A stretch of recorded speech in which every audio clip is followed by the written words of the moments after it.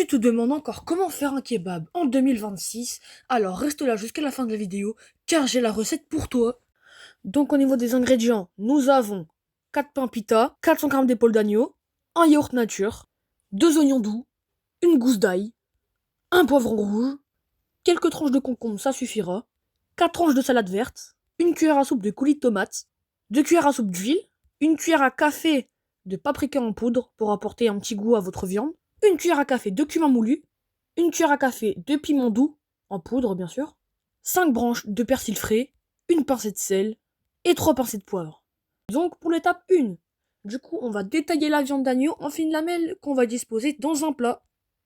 Après on l'arrose d'huile d'olive, on saupoudre avec du paprika, du cumin et du piment. Du coup le piment d'Espelette en poudre.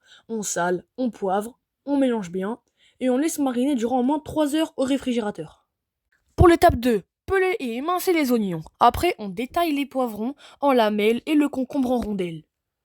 Dans une poêle chaude et graissée avec le reste d'huile d'olive, on fait revenir les oignons et les poivrons coupés, on verse le coulis de tomates, on les mélange, puis laisser cuire 15 minutes à feu doux, et après, voilà.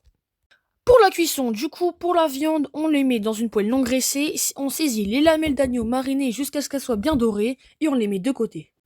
Pour la dernière étape, vous allez avoir de l'imagination et vous allez dresser votre kebab vous-même.